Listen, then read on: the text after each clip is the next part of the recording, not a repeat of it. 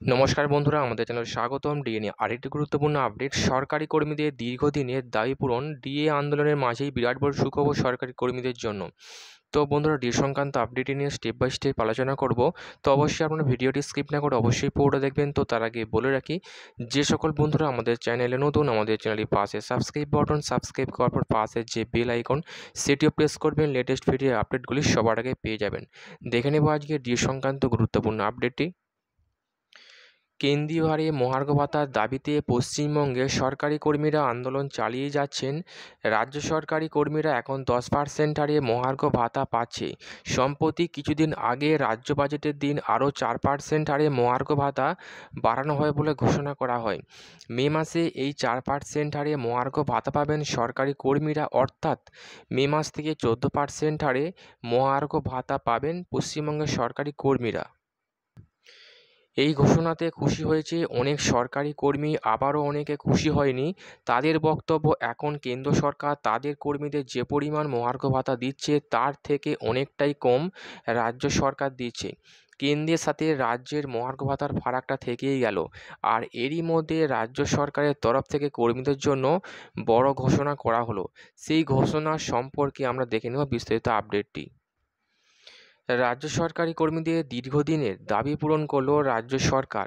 রাজ্য সরকারের অর্থ দপ্তরের তরফ থেকে জানানো হলো, পশ্চিমবঙ্গের ভোটের দায়িত্বে নিযুক্ত থাকা প্রত্যেক কর্মীরা 2014 সালের West Bengal health for all employees and pensioners cashless medical treatment স্কিমের আওতায় চিকিৎসা পরিষেবা পাবেন। এই সিদ্ধান্তকে স্বাগত জানিয়েছেন শিক্ষানুরাগী মঞ্চের সাধারণ সম্পাদক কিঙ্কর অধিকারী। এই বেনিফিট কারা কারা পাবেন? প্রথমত বলা হয়েছে 2014 সালে West Bengal health for all employees and pensioners cashless medical treatment স্কিমের আওতায় না থাকা প্রত্যেক ভোটকর্মী এই সুবিধা পাবেন। দ্বিতীয়ত বলা হয়েছে চালকসহ ভোটার কাজে নিযুক্ত থাকা যে কোনো ব্যক্তি এই চিকিৎসার সুবিধা পাবেন।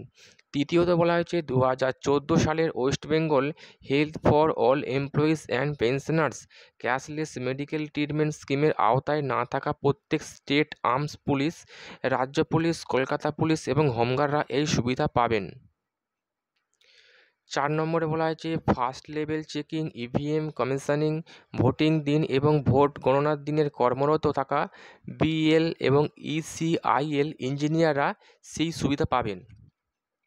শিক্ষানুরাগী মঞ্চে সাধারণ সম্পাদক কিঙ্কর অধিকারী বলেন, ভোট কর্মীদের দীর্ঘদিনের দাবি ছিল যে কোনো অবস্থায় ভোটকর্মী অসুস্থ হলে বা কোনো দুর্ঘটনা ঘটলে অথবা আক্রান্ত হলে তার চিকিৎসার সম্পূর্ণ দায় কমিশন তথা সরকারকেই নিতে হবে।